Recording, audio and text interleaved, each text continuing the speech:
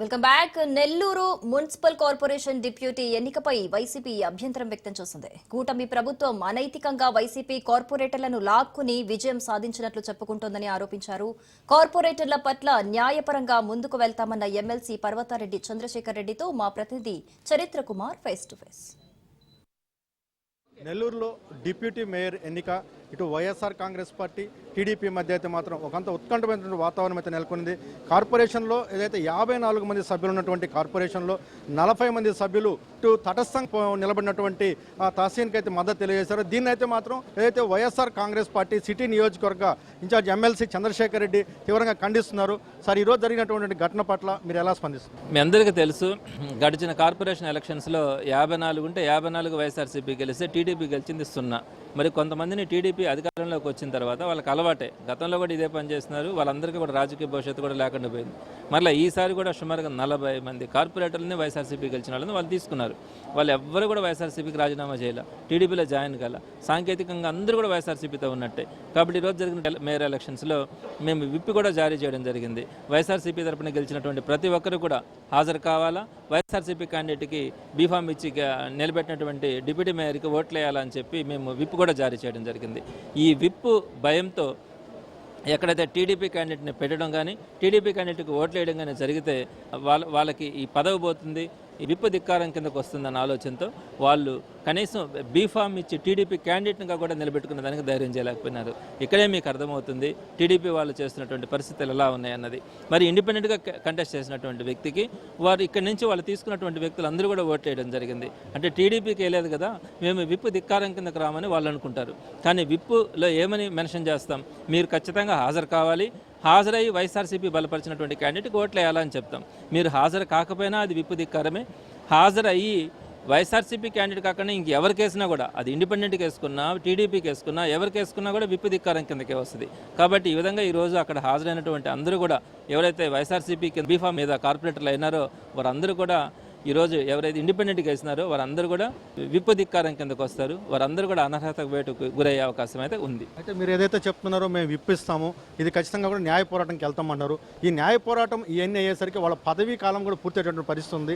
దీని పట్ల వాళ్ళు కూడా అంత ధైర్యంగా ఉంటారు. దీని పట్ల మీరు ఎలా ముందుకెళ్ళారు? ఇప్పుడున్నటువంటి కోర్టు తీర్పులు, ఇటీవలే వచ్చినటువంటి హైకోర్టు తీర్పులు, ఇవన్నీ కూడా అత్యంత తొందరగా మనకి నిర్ణయాలు వచ్చే అవకాశం ఉంది. ఇది ఫస్ట్ పాయింట్. ఇకపోతే రాదు. మాకు కావాల్సింది ఏంటంటే వాళ్ళ కార్పొరేటర్ల పదవులను తీసేయాలా వాళ్ళనేది మాకు మెయిన్ కాదు. ప్రజాక్షేత్రంలో టీడీపీ చేస్తున్నటువంటి అరాచకాలు కానీ టీడీపీ చేస్తున్నటువంటి అప్రజాస్వామిక విలువలను కానీ ఎండగట్టడమే వైఎస్ఆర్సీపీ చేయాల్సినటువంటి పని.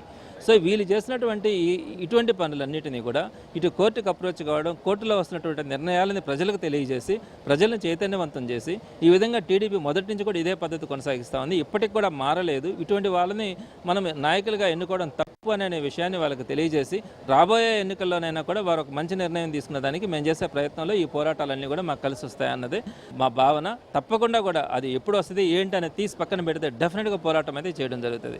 ఏదైతే ఈరోజు జరిగినటువంటి ఎన్నిక అయితే మాత్రం అనైతికమైనటువంటి ఎన్నిక. ఖచ్చితంగా మేము విప్పునైతే జారీ చేశాం. విప్పు ద్వారా కోర్టులో న్యాయం జరిగిన జరగకపోయినా ప్రజా కోర్టులు అయితే మాత్రం ఖచ్చితంగా మేము ప్రజలకు తెలియజేయడంలో అయితే సక్సెస్ అవుతామంటూ కూడా ఎమ్మెల్సీ చంద్రశేఖర్ రెడ్డి తెలియజేస్తున్నారు. కెమెరామెన్ భరత్తో చరిత్ర Kumar, Raj news, Nellore municipal corporation నుండి.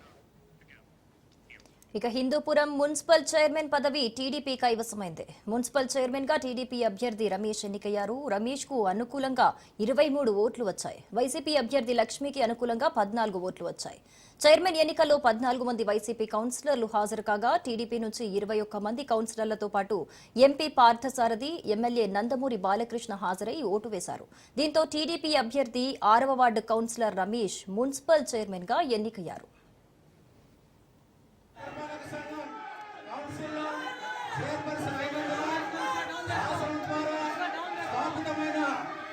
భారతదేశం యొక్క సార్వభౌమాధికారం మరియు సమగ్రతను కాపాడాలని చట్టం ద్వారా స్థాపించబడిన భారత రాజ్యాంగం మరియు విధేయతను కలిగి ఉంటానని నేను చేపట్టనున్న బాధ్యతను నిష్ఠతో నిర్వర్తిస్తానని దైవ సాక్షిగా ప్రతిజ్ఞ చేస్తున్నాను.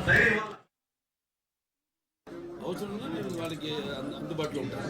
ఒక ఈ హిందూపురం కాదు, ఆ రకంగా నా సేవలు వాటి బలపరచడానికి తెలియదు ఆ విషయంలో ఎక్కడ అవసరం వేయడానికి సందేహం వలతో ఎంత వెతికినా నిస్వార్థంగా ఎటువంటి స్వార్థం లేకుండా ఈ యొక్క మా నియోజకవర్గం అభివృద్ధి కోసం ఎప్పుడు మేము పాటుపడేది. కాబట్టి ముఖ్యంగా నా హిందూపురాన్ని అభివృద్ధి చేయడం మీద ఆ పాత్రే నాకు, ప్రతి పాత్ర ఛాలెంజ్ నాకు చాలా ఛాలెంజ్ నాకు నేనే. అందుకే అంటాను, ఏంటి వీడికి అంతా తెలుసా అనుకుంటారు కొంతమంది నన్ను చూసి. నాకంటే తెలుసుకునేంత గొప్ప విద్య ఇంక వేరేది లేదని నేను అంటాను. అంటే నా గురించి నేనే తెలుసుకుంటున్నాను. ఎప్పుడు మనిషి ఒక దాంతో ఒక స్థాయితో తృప్తి పడటం కాదు, ఆ పైన ఇంకా ఇస్తున్నారు అవకాశం, దాన్ని ఇంకా ఎలా మనల్ని మనం భద్ర పెట్టుకోవాలి, తపన ఉండాలి. ఆ తపనే నన్ను నడిపిస్తుంది. అదే పుణ్య దంపతులు అమ్మగారు నాన్నగారు ఆశీస్సులు, ఆ కళమ్మ తల్లి ఆశీస్సులు.